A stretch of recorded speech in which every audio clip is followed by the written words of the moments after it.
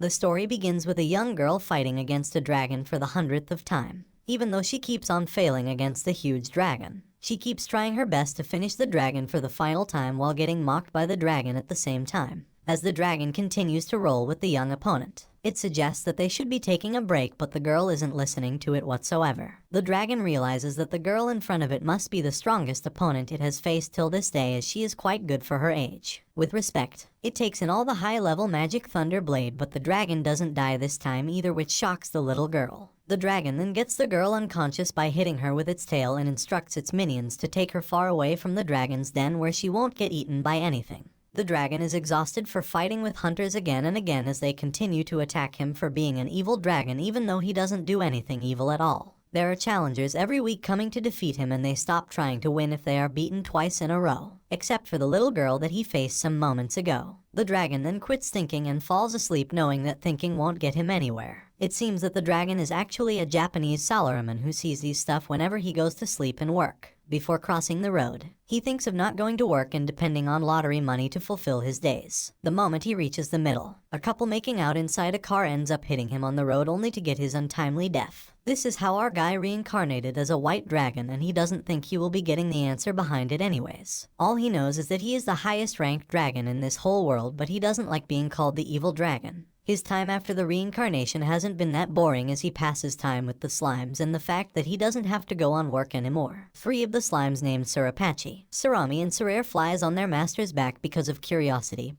and they all have a great time, including our beloved dragon. He continues to think about having such freedom in his life as a salaryman, and while flying, he notices a monster attacking a human, which makes the slimes beg for his life to him for some reason. Even though humans treat slimes badly most of the times, they still want to save the human, as not everyone is bad. After hearing the request of the slime, the dragon makes an entrance to save the human, and the monster quickly realizes that the dragon is here to fight him. The real strength revealed by the monster was nothing compared to the dragon's strength, and the moment the dragon sets his mind, the monster gets obliterated to bits, and the dragon thinks that it has overdone to a point. The moment he tries to speak to the human, he runs away in fear, calling the dragon an evil dragon, and the monster who was defeated by the dragon wasn't lying down on the ground anymore. The dragon thinks that whatever happened was probably for the best, as he wasn't trying to kill the monster from the beginning, so they just head home. The moment they reach home, one of the slimes come running and crying to state that 3 monsters came and executed every slimes in the community. The dragon notices the dead bodies of all of his slime minions, and 3 monster generals states that they follow the order of Mao,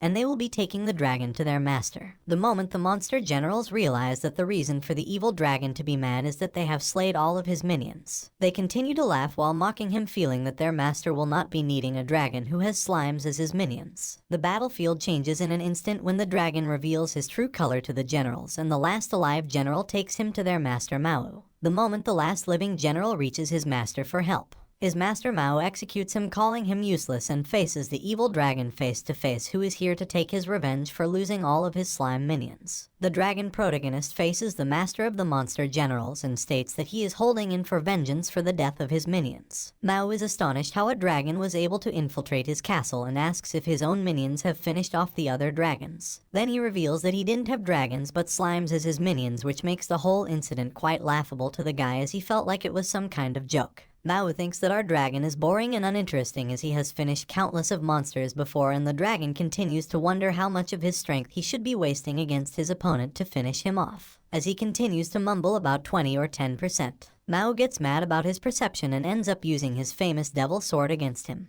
But surprisingly, his devil sword was of no use against the dragon, and he blows off his head by using the tail once again as some rocket hit the guy's head. As soon as the dragon starts walking away, calling him boring, Mao wakes up and stands on his feet, revealing his full power, believing that he has found his true competitor this time. Mao unleashes his ultimate magic on the dragon, which rolls all over him, but in the end it's not able to put a single scratch on him. Then the dragon uses his true magic on Mao, which then obliterates through half of his castle and the man himself, proving that he has overdone himself once again. The dragon then visits the treasury, where he meets one of the minions of Mao, who simply just started talking about his life problems. The guy actually tried to run away from the castle but ended up getting caught, so now both of them are contemplating about their life choices together. The guy starts talking about how Mao used to be as a boss, which makes our dragon protagonist remember his own boss that he used to have in his salaryman days. The guy then talks about having a sick mother back at home, as he thanks him for rescuing him and introduces himself as Pellet. As soon as the dragon asks him to bring 3 valuable things in the treasury, he brings a holy sword, a silk bag that can connect to a different dimension, and magical pea which nobody knows about what it really does. Pellet asks him to take every other things with him as well, but the dragon insists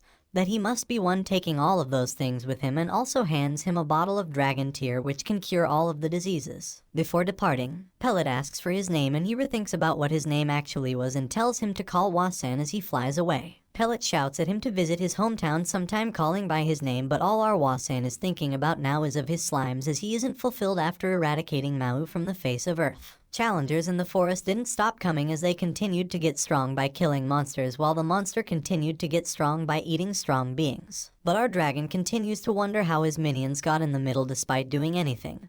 And at that time, the young girl appears once again to fight with the dragon once again. The girl is truly focused on beating the dragon while he doesn't even care about fighting with her, and he hands her a fruit to feed on and calm down herself so they can have a conversation. She thinks of killing Mao, but she is rather ashamed that she is too weak to do that, and the dragon continues to explain how he isn't an evil dragon as he used to be a human just like herself. The dragon started seeing himself in her, which actually happened to him back in his previous life, as people's expectations kept him like a prisoner, so he advises her to listen to her heart, which is more important. After eating fruits together, the girl calms down for a while, so they continue to have a talk about how the dragon cares about the slimes, so even if he goes away he will continue to fear for their lives, so he wants to create a permanent solution for the problem. The girl listens to him and introduces the matter of a barrier to him, which then covered the entire forest thanks to the girl and the dragon himself, which will be protecting the slimes from now on. They also opened a signboard to show that the dragon will be moving away in some other forest, and now it is time to say goodbye to the slimes. As soon as the slimes hear about his decision, they continue to discuss about him rethinking his plan, but the dragon is stuck with his opinion, knowing that there is nothing better to do. The slimes only care about staying with the dragon forever, but he doesn't listen to them, which astonishes the young girl as she couldn't help but wonder why the slimes would have such a great connection with an evil dragon. The slimes then explain how the dragon has protected them all this time, acting as their shield, and also the fact that they fly together, but the dragon still takes away by wishing them all the best. The slimes promise that they will grow strong so they will be able to protect themselves even without him, while the tears continue to roll over their whole face in sadness. This whole time the young girl is conscious about the evil dragon, as he never stopped crying the moment he started walking, so they finally take a break and she never stopped patting his wings from then on. After calming down, the girl introduces herself as Kuro and apologizes to him for misunderstanding him all this time, as he introduces himself as Ya. When the girl states that this will be the time to eat something sweet, and the dragon thinks it is true, so he opens up the pea that he received from Pellet and gulps it down. The moment he gulps down the pea, he starts shrinking as he goes through a transformation and turns into his handsome human version almost instantly. The girl states that whatever he ate must be a humanizing pea which can turn any other race into their human version. But after a bit of time, he will be able to go back to his original version like before. The girl asks him to go with her to be an adventurer, but he instantly refuses, stating that the adventurers are the ones that always try to kill him, so he will be having fun instead of doing all that. Then they both continue to run down to the nearest town where the girl lives to spend their time. Somewhere in a small village, a girl wearing worn-out clothes and a Viking helmet with shackles on the neck is crying and speaking about her family, as she will meet them very soon. Then we can see a slave auction going on for millions of money for a pretty girl, and our protagonist and Kuro join the auction to watch how the stuff was going on. While our protagonist is amused about the whole thing, Kuro finds the whole show uncomfortable, not knowing how the girl will be treated the next day, as it continues to make her feel disgusted. When our protagonist asks Kuro about it, she states that the guy will be doing a lot of dirty stuff to her, which makes her quite uncomfortable explaining it, and there is a reason why they both are taking part in the slave auction. It seems that the village they are in right now is infested by a monster, which is making the place quite dangerous to live in, as the monster is a 6-armed bear, which is quite huge compared to the normal ones. When the rich guys were scared to deal with it with the help of their minions or slaves, Kuro raised her hands to deal with it since the villagers cannot deal with it on their own. But our protagonist gets in the middle to deal with it on his own to test out his strength. He knows he could kill the bear in his dragon form in seconds, but he wonders how he will be doing in his human form, which makes it more interesting. In one strike, our protagonist slashes away 3 of its hands at the same time while uprooting the head in one strike, which makes him feel that he still has the same strength as he used to do. So, as the savior of the village, they were allowed to get into the auction, which normally costs 200,000 to even enter, and according to their current currency system, one can buy 1 bread with 100 zeri, as a person's average monthly salary is around 100 to 200,000. So, when they can already see that the bid ended at 22 million, It turned out quite high and they are already on the last one. The last girl walks in wearing a worn-out outfit, wearing a helmet at the same time, and the moment she walks in, people are horrified to even take a look at her face. She introduces herself as Irinu, who is not more than 14 years old, and Kuro recognizes the wounds on her must have been done by some human and not some monster. It seems that the girl had a beautiful face, so she was sold to royalty at a really high price, but somehow she was returned back after a week in this state. The owner said she kept making mistakes and she was gravely punished for that.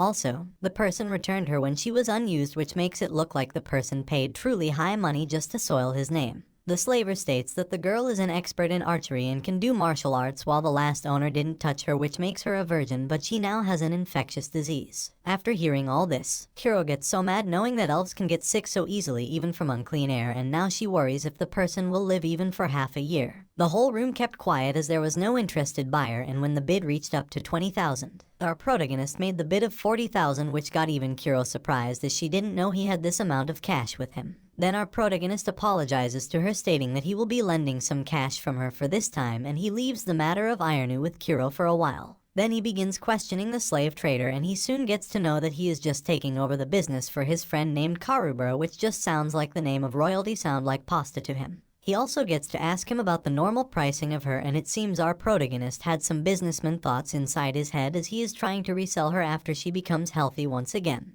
Then he meets Kuro and Irinu back at an inn. Kuro decides to take her leave, and Irinu thanks our protagonist for buying her from the auction, and she continuously asks to order him to do anything. He notices that she is coughing blood, which looks quite painful, so he hands her the dragon tear, and as soon as she drinks it, she recovers in an instant like she was never hurt before while regaining her full potential. Our protagonist even lets her watch her face in the mirror, which makes her so happy that she keeps on crying, and he mistakenly looks at her chest, which makes the whole situation quite provocative for him. But she still feels quite damaged as the dragon tear can only cure illnesses as it fails to cure the emotional wound at the same time. It seems that her hometown was attacked by the monsters and she was the only survivor in the whole village. Then she was met by a slave trader while she was wandering through the mountains, which started her life in the slave house where she was constantly bullied by others for her beauty standards. When she finally got sold to someone, she continued to get tortured by her master, which made her feel like her beauty is a curse, which developed androphobia inside her heart. Our protagonist orders her to sleep on the bed when she continues to state that she can just lie on the floor, and the next day, Kuro and our protagonist visit the blacksmith for Ironu's new equipment. He continues to borrow money from Kuro, and they finally dress up as the new beautiful Ironu, who thanks her master and Kuro for doing so much for her. On their new journey, they face a monster, and Ironu decides to take care of it on her own as she believes in her archery and martial arts skills. Just with one hit, she pierces through the eyes of the monster, and the second blow given by her foot, the whole head of the monster blows up, which astonishes our protagonist. Ironu loves getting praised by her master for her skills, and our protagonist loves her smile, which makes him forbid her to make that same face in front of him ever again, as it makes it quite hard for him to look at her. At the town of Gurizato, it was time for Kuro to say goodbye to Ironu and our protagonist, so she left 80,000 rise in a bag for them as they will need money to rent a room.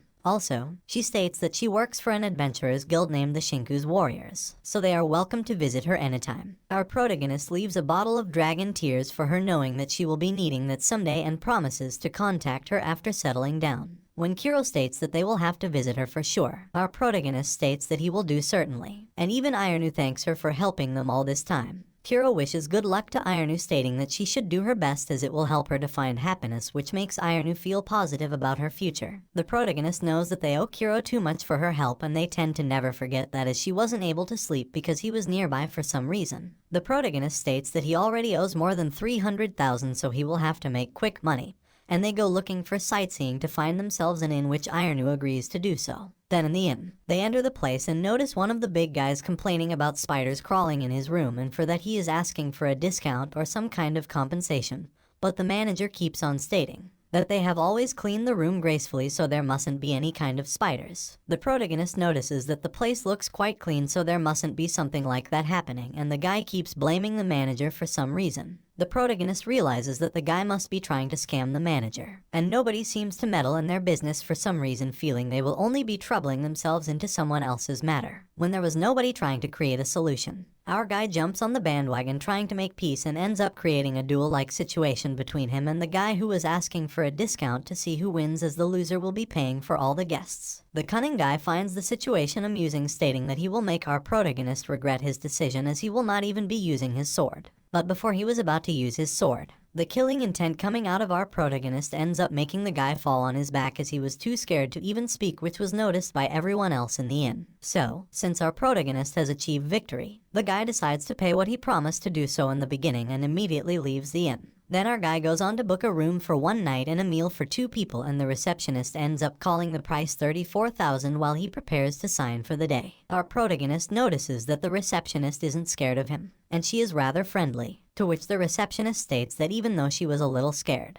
he seemed like a friendly person. So she introduces herself as Merida while handing over the room's key to him. As they leave for the room, Merida states that their room is the last room on the 2nd floor, and Ironu states to our protagonist that she feels like Merida isn't human for some reason, and the sole reason why the protagonist meddled in the quarrel is she was emitting quite an intimidating presence while the ruckus was going on, creating a dangerous situation. When it was time for them to sleep, our protagonist states that they will both be sleeping on the same bed, and Ironu begins to talk about finding ways to satisfy him. The protagonist finds it weird to state that they will only be sleeping together to move away from her fear of men. At night, when they both sleep together, he leaves the room having 2 types of problems. One of them is his appetite and another one is libido. The protagonist tries to fight both of the problems but cannot stand, as he has never felt like that when he was an evil dragon, as just looking at sexy girls makes him want to hug them, feeling like a pervert. Since having such libido isn't that great, so he thinks of dealing with it by going to the nearest brothel where he sleeps with multiple girls until he runs out of money. He realizes that he has nothing left after coming out feeling like a naive little boy, and Ironu had to skip breakfast for that sole reason.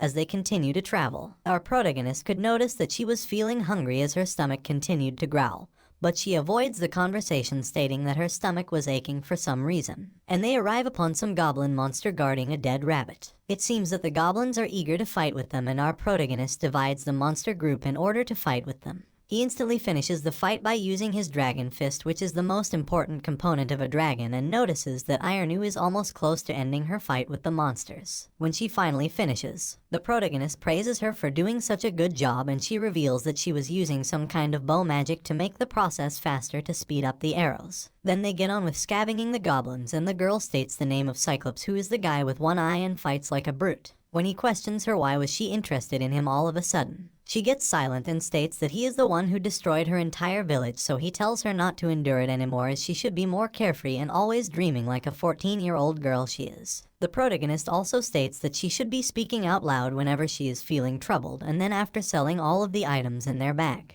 they have made more than 33,000 rise in total from the Adventurers Guild. On the way inside the city, they get approached by a painter to model for his painting, and when Ironu seems to agree with him, our protagonist decides to listen to her, knowing that there is no way around it. When the painting finally finishes after 20 minutes, the painter states that it will be free as he is the one who asked for them to wait, and he lets Ironu keep it to her. The protagonist could feel that he is getting emotionally attached to Ironu when his starting intention was to sell her at a higher price, which is truly uncanny. Then after a few days, our protagonist notices that Ironu isn't afraid of men anymore, as she can behave well around everyone and feels like she has been cured, finally making him realize it was really the time to act upon what he thought of from the beginning. Ironu is excited to know where her master is taking her while making a happy face, while our protagonist continues to rethink his decisions of what is about to happen. He realizes that her fear of men is gone, and he points the direction of the slave house to her, where they are about to head right now. She quickly begins asking him if she has done anything wrong which have made him feel like that, but he begins explaining how he used the theory of an old broken toy. Our protagonist laid out the plan of repairing her and then reselling her once everything gets better, and also the fact that he barely has a place to stay while he wanted somebody to really take care of her. So, he realizes that there is no other way than confessing the truth to her, so he states that he only bought her in the spur of the moment, as if he was purchasing a toy,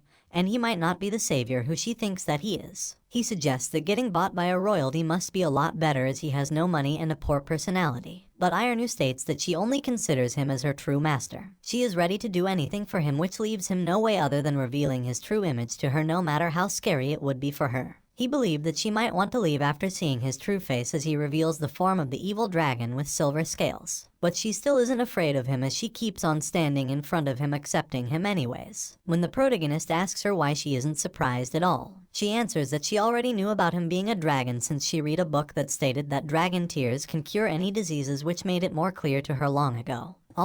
She also saw him transform on his own while they were fighting, and she states that she may have been scared before but not anymore, as she has already accepted him as her master, which cannot be changed at all. The protagonist tries to mention his name again while depicting the name of his enemies, and she realizes that he has killed gods before, which made the whole matter fly above his head, as he never expected to hear something like this from her. Then he points out how he came from a whole different world after being reincarnated as a dragon. The way he got into an accident in that world. It didn't stop there, as after being reincarnated he had to accept the torment from multiple adventurers, and that is how he met Kuro in the end. He also lays out how his minions were killed because of his fault, but Ironu still isn't surprised by hearing all this, which makes it look quite impossible for our protagonist. He asks her how can she be so calm after hearing all this when anyone would have been fearing for their lives already, and she states that how a new owner would not be better for her, as he will be setting out conditions on her anyways, which will make everything quite difficult. The protagonist continues to wonder how she really knew, as he had asked the slaver how he could sell her to someone who would not abuse her, have a sexual indulgence, or think of selling her as a slave to give her normal rights, along with understanding the loss of losing family members, which felt like the guy was looking for a family member from the beginning, as he laughed at his face. Ironu states that he has thought of giving her a peaceful life, so the incident that happened to the slimes will not happen to her anyways, and she also doesn't care if it gets dangerous for her. No matter how it happens to her, she will always be with him while acting selfishly loyal to his desire, as she wants to continue staying together with him. It seems that the day she met him, she has sworn to herself that she will follow him anywhere he goes, which makes up our protagonist's mind on not trying to sell her, which gives back the smile to her face. He quickly realizes that he could never say no to someone like her who makes that kind of face, and she continues to keep on crying.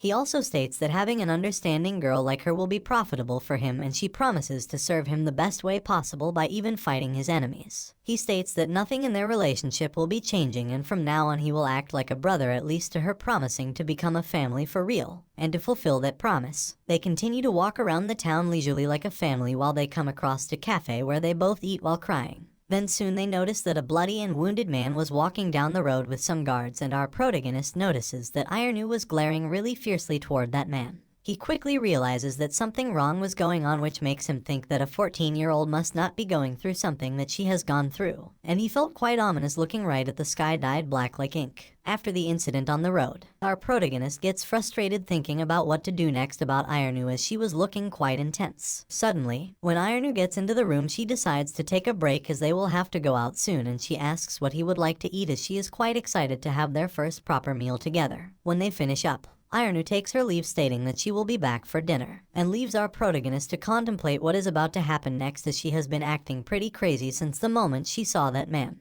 He thinks that the whole thing might be quite personal to her, which will make digging deep embarrassing, but he cannot stop thinking about the killing intent he felt from her. Then when he met Merida on his way, she asks about why both of them are together this time, as Ironu was making such an angry face as if she is about to finish something she left unfinished. Merida thinks that it will be better for Ironu to discuss it with someone before she does anything hasty herself, which makes her feel quite worried about her. Then our protagonist realizes that the whole situation isn't any good, so he leaves instantly, running through the door of the inn while Merida keeps on looking at him. On his way, he remembers that the injured guy was taken toward the royal district, so he should try going there, and he suddenly meets Kuro, who asks where he is about to go. Our protagonist feels like he is quite lucky to meet her on the way, and after discussing the whole thing to her, she states that Ironu might be looking for her revenge, which makes our protagonist think of 3 possibilities of where she can go. He knows that there might be the monster that destroyed her village, the person who enslaved her, or the person who is her ex-master, since the ex-master is the only person available in the town. They decide to give him a visit after remembering his name being Lord Karubora. Soon they reach the palace of Karubora, but before entering the mansion, they had to hand over all the weapons they had in their grasp, and another thing that made them quite astonished was that the whole mansion is filled with mirrors, as the guy is popular to be incredibly vain. The moment the guy enters the room, Kuro states that our protagonist should be on guard, and the guy starts to lose his mind before the protagonist is about to speak. Karubora continues to look all over his shoulders, as our protagonist is too handsome to begin with, and after ignoring his reactions, he ends up asking him about Ironu, as she is now living with him, thinking that she might have come into his mansion. The moment the guy hears her name, he starts to laugh, but the moment he states that she is now the most beautiful girl in Grisato, he starts to get mad, as he had to waste quite some time to destroy her beauty with his own hands. Karubora states that they are guilty for being more beautiful than him, and brings all of his men into the room to attack the people in front of him. Karubora lays 2 distinct options in front of them, and one of them is our protagonist will have to die with a beautiful face, or either live a miserable life with a hideous face. But ignoring all his words, our protagonist asks why he would do something to some docile girl Ironu, as he has nothing against her at all, to which he answers that it happened just because she is more beautiful than him, which is quite unforgivable to him, reaching him as his duty. Just upon hearing all that, Kuro blasts away the table in front of her in rage, and our protagonist fires up angrily, but Karubora is laughing, thinking that they will not be able to do anything empty-handed while he has armed guards. In an instant, our protagonist throws the broken table to two of his guards and they fall down like flies. Soon the others join them as well as Kuro, and our protagonist defeats all of them in a short amount of time. Now it is time for them to take care of Karubora, and before our protagonist is about to make a punch to provide him the same treatment he left for Ironu, Kuro holds his hand, stating that he is only wasting his time doing that, as they should be looking for Ironu.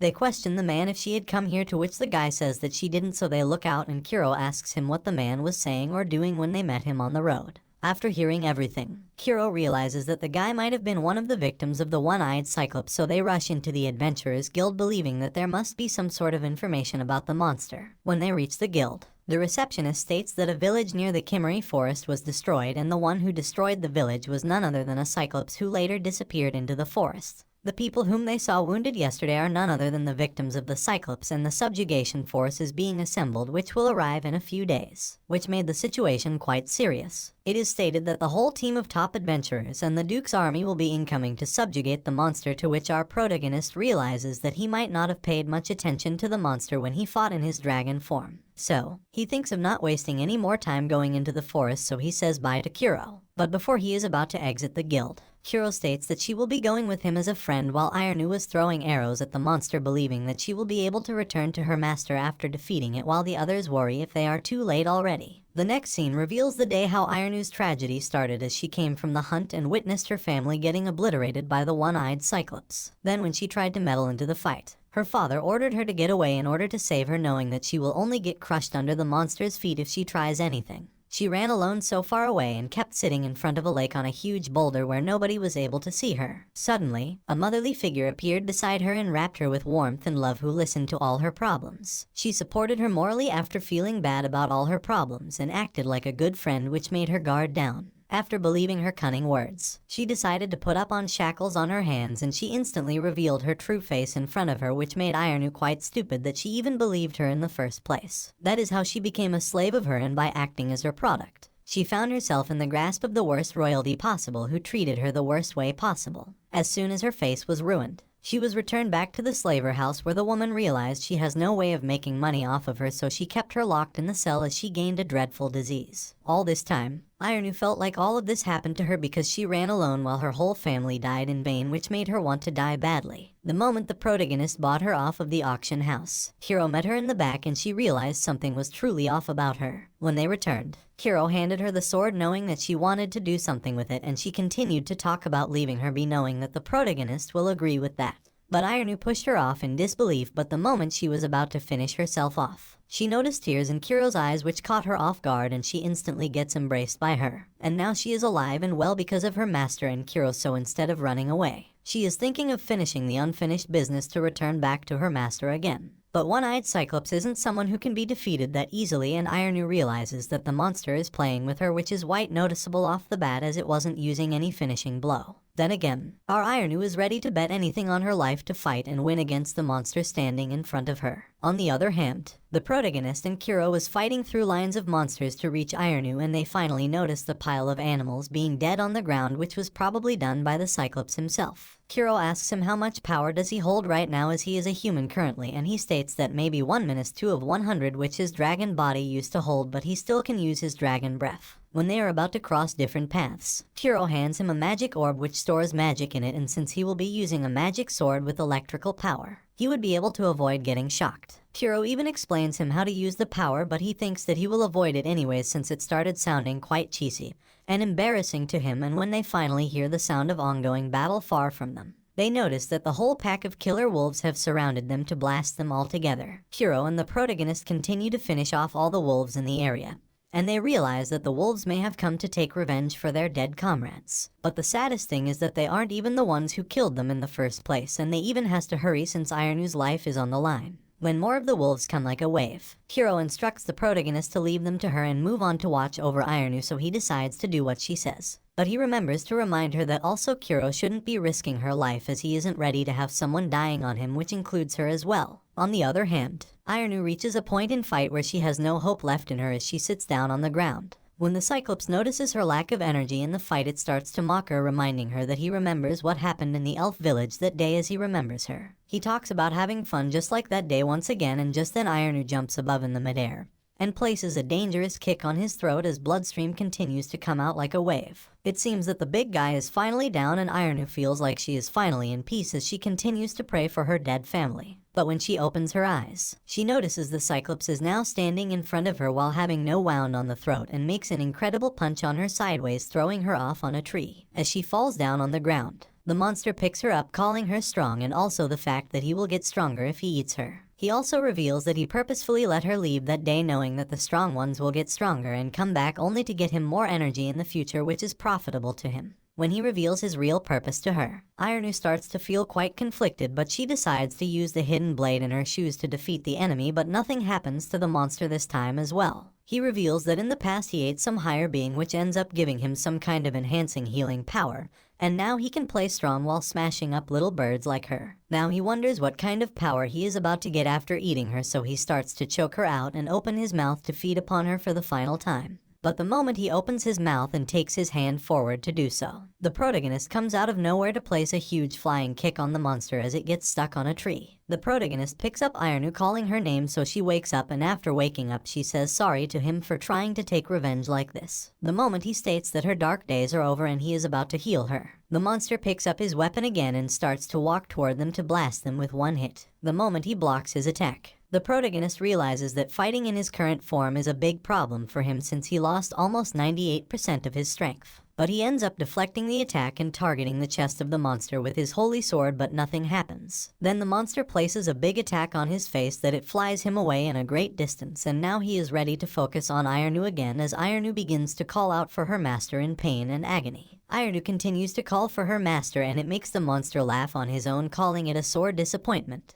Then our protagonist comes out of the smoke and states that he is alright while he is bleeding from the attack made by the monster, while wondering why the sword didn't do much to the monster's body. The monster couldn't believe what he was seeing in front of him, and the protagonist continues to ask about his intentions about letting Ironu run away so he can have fun killing later. The monster continues to agree with the statement, stating that it isn't his first time doing something like this, which makes our protagonist feel like he was truly communicating with a disgusting bastard. But it continues to brag about how fun it is to rip off someone's arms and legs while they are still alive, and how fun it is to kill someone's loved ones in front of them, which continues to rage the protagonist as he has never seen someone more cunning and dirty than him. He gets reminded of old executives tricking people for profit as they only see their employees as nothing but pawns. Also, there are people who steal others' credit cards to ruin their lives, but even they cannot be compared to the monster that is standing in front of them. Instead of getting scared, the monster blames people for being weak and seems interested to tell a story to the protagonist, but our protagonist calls out for the lightning sword and he gets ready for another heavy strike to the monster. The moment he raises his sword against the monster, it starts mocking him, calling it a little thing, but the moment he gets to block it,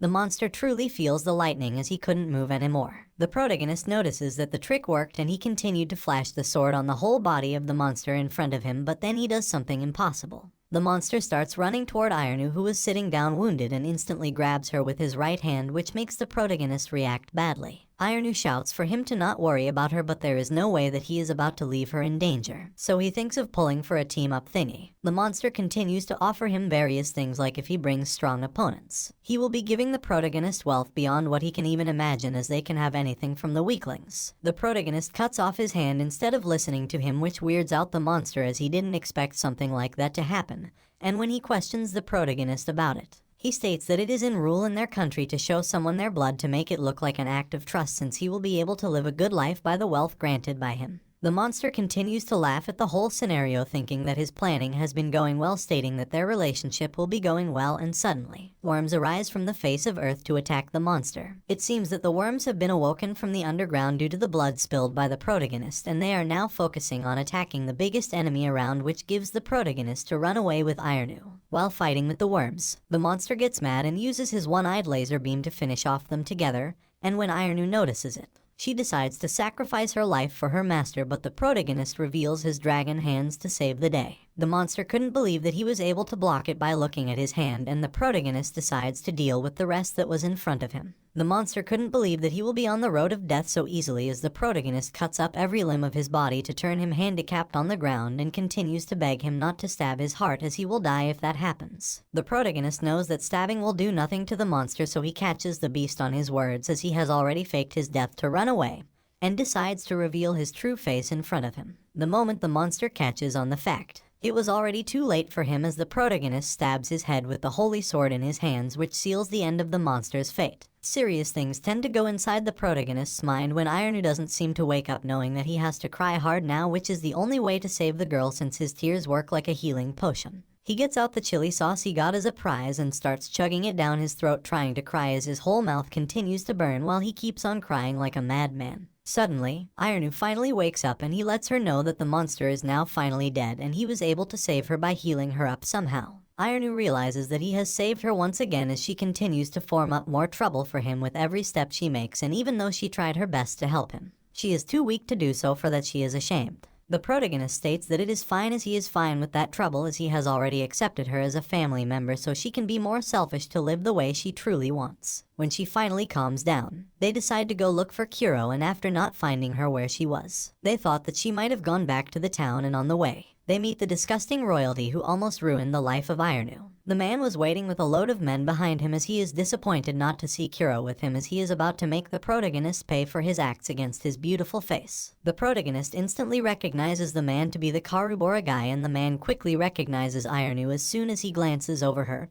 and the man instructs all his men to quickly finish the protagonist off. But Ironu isn't someone who is ready to hear all that and act like nothing happened. So she takes out her bow and arrow as she places a direct hit to the man's chest, which ends up creating a flow of blood. As he continues to squeal like a wounded bird, he again directs all the men to attack the protagonists. But Ironu takes the lead once again to hit all of them with her arrows as she isn't ready to let anyone harm her master. People starts to run away after seeing the danger firsthand and leaves the royalty behind them, knowing that something is about to go wrong with him. Ironu asks the protagonist what she can do to the man, and he instructs her to do whatever she likes with him, but she decides to leave the man by keeping him alive. She also states that she has never considered him as her master, so he shouldn't be showing his face to them ever again. Then they both realize that the man didn't meet Kuro on their way, while we can see that Kuro is on her way worrying about the both of them as she finished up killing all the monsters on her way. They meet in a weird way as Kuro was about to attack the protagonist by mistake, and the moment she notices Ironu, she embraces her, which makes both of them cry as they were worrying about each other, as they have already finished all their business in the forest. It was time for them to go back to the town for their next step in life and journey. The moment they reach the town of Gurizato, our guy realizes that he has to deal with his debt as soon as possible, so they need to work hard, and Ironu was excited that they got to deal with a Kuru bird today. As they are standing on the side of the road,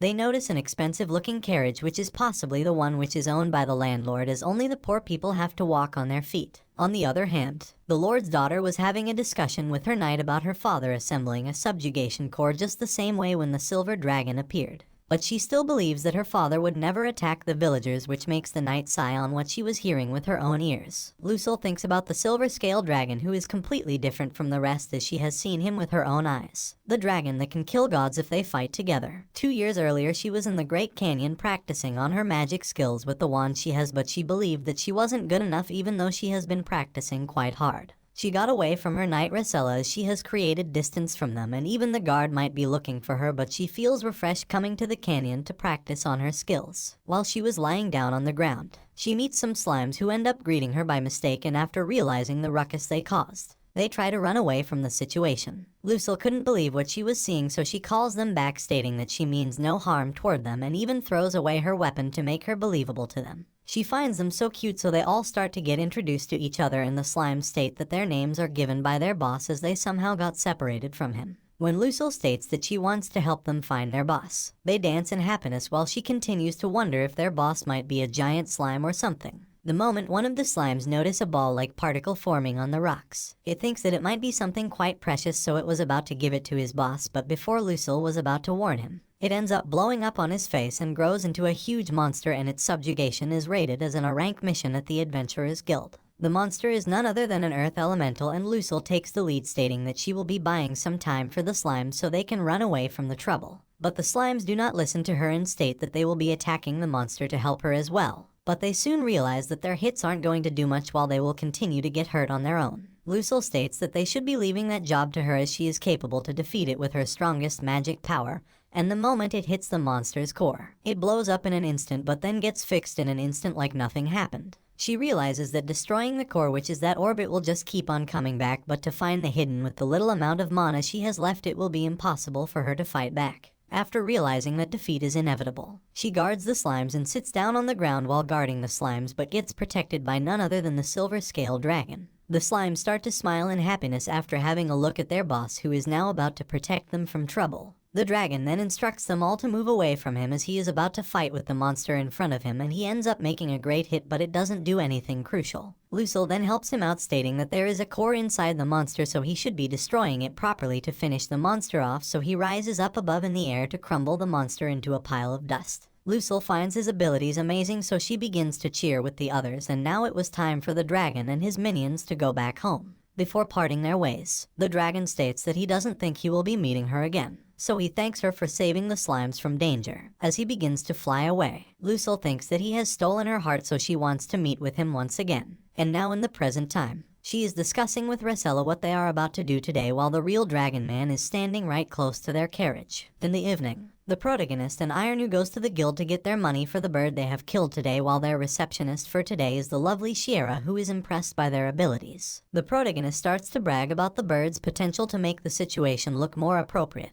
and Ironu thinks that her master likes that kind of woman, as Shiera states that there will be guests meeting him soon. In that instant, Rosella and Lucille walk into the inn, so they sit down at the table to discuss their business after getting introduced to each other. It seems that they are interested in him as he was able to defeat the Cyclops, and since he is capable, they are interested in him taking part in the recruitment test for their subjugation squad, as their target is none other than a dragon. They soon then reach the house of Duke Stride and meet Lucille there, who is also taking part in the recruitment test for the subjugation squad, which is just about to begin. It seems that the dragons have ranks in them, which our guy didn't understand and first, so he asks about it to Lucille, who begins to explain the whole theory to him quite easily. As soon as she begins to elaborate, it gets our man worried, since he doesn't know which rank he would be as back when he is an evil dragon. He didn't care much about it as he could finish anyone off easily, but now it can be a problem quite easily. Lucille continues to speak about dragons, and in the end, she mentions that she likes the evil dragon who is called Shining Silver and is in the highest rank of dragons. Suddenly, he gets approached by one of the captains named Jail, who is getting ready to fight with him. It seems that he already caught on the fact that he is the person whom Rosella directly invited, which made him quite jealous, so he comes to threaten him with his weapon as he is the captain of the subjugation squad.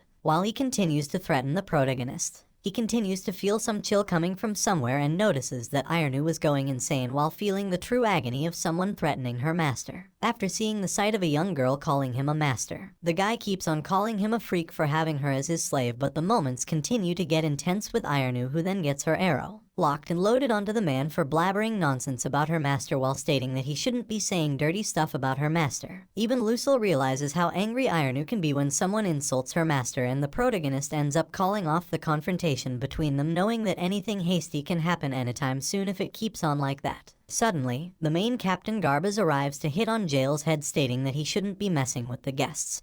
And the protagonist asks Lucille if that guy is truly going out with Rosella, who then states that he is only causing problems for her while they have nothing going on between them. Then Garbaz holds Rosella accountable for teaching him a lesson, as she is in charge of testing him, and Garbaz and Rasla also bow down to the protagonist to apologize for their man's action. Then Ironu witnesses the situation unfold, so she also joins them to apologize for her actions, and the protagonist praises her for worrying about his safety, which makes her smile graciously. Everyone in the training grounds was overwhelmed to witness Ironu's ability, as nobody guessed that she would be holding in this much potential in her. Then in the close combat situation of the protagonist against Rosella begins, while they continue to cheer for them at the same time. Rosella promises that she will be fighting with all she got and starts the fight with the falling star strike, which gets quite an amount of sand in the protagonist's eyes. He realizes what she was really aiming for from the beginning and faces the brute strength of her strike, but it continues to weaken as she continues to blow him away. Then when it was his time to get on the attack, Rosella realized that her magic didn't work at all, which amazed her by a great amount as she finally realized what kind of sword he was holding in his hands, which is none other than the holy sword Calibolg that was stolen by Mau's army. The protagonist starts to freak out, realizing that Rosella will finally find his identity, as he is the evil dragon which can get bad in different ways possible, but she ends up thinking that he must be the Mau. but to reject that idea. He states that he has gotten his hand on the sword from one of Mao's underlings, knowing that there is no way that Mao will be in a place like this. Ironu then speaks out, stating that he is not Mao, but he is more scarier than the Mao, which seems kind of mind-boggling to Resella, as she wasn't getting any killing intent from her opponent. Then they begin to restart the fight once again, and Resella's statement of not holding on kind of becomes boring to the protagonist. So she states that she has never lost to a man, which encourages the protagonist more as he thinks of becoming her first man. The moment they engage in combat, the protagonist ends up providing a huge kick on her face, and he only gets amazed as she was able to aim his neck after all that. Then he ends up formulating the sound speed strike, which he found out after messing around with Kuro, which finally unarms his opponent as he ends up throwing the sword away from her hands, finalizing himself as the winner. Resella finally accepts her loss to the protagonist, and Garbaz announces him as the winner in front of everyone, while the others tend to witness the whole thing while being astonished. Even Garbaz states that he has never witnessed anyone with that much strength go against their Resella, which shocks everyone. Then Jaryuu continues to walk up to them, thinking that Resella has won again, but she corrects him herself, which freezes him up as if it was some sort of dark joke to begin with. And that is how the protagonist and Ironu were recruited into the subjugation squad, which was in their fate to happen from the beginning. Then inside the Duke's manor, he thanks everyone for joining his festive for subjugation and all of the people for their bravery. As the speech ends, the feast for the subjugation begins, where everyone that is participating in the subjugation is having a meal. The protagonist notices that the Duke looks rather young for someone over the age of 40, and he is concerned about the safety of his child Lucille, who is quite excited to join the subjugation squad, which seems pretty necessary to her for some reason. He continues to convince her that she is only 17 right now, so she cannot do that, but she keeps on pushing forward the matter of seeing more of the world, which is quite important to her. Then they begin to talk about the shining silver dragon, which the Duke thinks that she has seen in her dreams, but he doesn't believe that it will be the same dragon, which is why he doesn't want her to join the squad. The protagonist realizes that they are talking about him and realizes what they are talking about as he remembers the time when Lucille saved his slimes until he joined the fight. He also recognizes everyone in the scene as they tried to subjugate him once before, and now the whole team is trying to exterminate a dragon, proving that fate can take some strange turns sometimes. The next day, all of them stand in front of the gate of Girizato, and Garbaz announces to every soldier to move out with them as they continue to march on their journey in the first day during the lunch break. The protagonist gets to learn magic from Lucille, who is pretty excited to teach him, and his quick learning motivated her a lot as she felt she was seeing something unbelievable. Then when the mages witness his strength, they get quite excited to teach him magic, stating that they are quite interested in him, and he gets to learn a lot more magic in quite such a short amount of time. Then the second day during the lunch break, one of the knights named Zack introduces himself to the protagonist, as he has already heard of him from everyone, including Lucille, who praised a lot about his magic skills. Then when the praising finishes up, Zack asks about Ironu and her age, as she keeps on following her, since he began to feel quite envious of a 14-year-old elf following the protagonist as they fight together. It seems that in this world everyone is treated as an adult when they reach the age of 14, and both of them continue to have a conversation together to spend their time. Suddenly, Jaryuu announces his presence by knocking down all the water on the protagonist, which gets him quite mad, but Jaryuu continues to mock him for being under his squad as he is his captain. Hypothetically, it makes the protagonist play a prank on him by knocking him down through the hills as he continues to fall down. Then Zack and the protagonist continue to have fun with him while Captain Garbaz arrives, who then calls out for Jaryuu as he is supposed to be in the middle of a mission. Captain Garbaz realizes what truly happened and continued to grab Jaryuu away from the scene as he tries his best to blame it on the protagonist, which seems like a blatant lie to his captain. The protagonist then thanks Zack, and he worries about his safety since he could be in trouble, to which Zack states that he hated guys like Jaryuu, and even a rat could be a better captain than him truly. Both of them match up their fists to celebrate their friendship, and then on the third day in Kano's village, they come to realize that it is the place where the dragon showed up 2 weeks ago, and it caused a lot of damage at the village chief's house for some reason. The village chief points out that the dragon had a big scar on its forehead, and even though it destroyed their crops at first, it came back to start attacking their people to tear them apart. When it was about to take a life of a child, an ex-adventurer in the village named Gubara stood in front of the child to protect him, but he was killed instead, and even his body was taken away, as nobody knows when the dragon will ever return. Captain Garbaz promises that they will be finishing off the dragon so the whole village can stay at ease. The next morning, they start to formulate around the basics of the blue dragon, which specializes in water-type attacks, and realize that it will attack at once when it gets a chance again. Captain Garbaz knows that the fight will be hard, but they aren't ready to hold down while the others suffer, so they get ready to march toward the dragon instantly. While they are on their way, a child comes up to Garbaz stating that he will be going along with them to save Gubara, who is believably dead, but he insists that the man is still alive but wounded. The boy is ready to show that he can fight, so he asks the protagonist to fight with him to prove that he is good as any adventurer, so Captain Garbaz leaves the duty on the protagonist to solve. The protagonist asks for his name and the boy introduces himself as Laru while he hurries to bring the fight against the man standing in front of him. It seems that the boy believes someone like Gubara cannot die that easily, as he is the one who taught him to fight in the beginning. But the protagonist insists that the chances of him being alive are pretty low, and he decides to knock the kid down on the ground to put some sense into him. Then the boy wakes up and stands on the ground stating that he can still fight, which makes everyone feel that the boy has to give up or someone has to stop him, which feels right to Resella. It seems that the protagonist was trying to make him understand the limit of his own strength and Gubara's strength at the same time, even though the boy didn't try to understand at first. He is now trying to explain how his life ruined Gubara as if he wasn't there in the first place. He would have been alive in the end.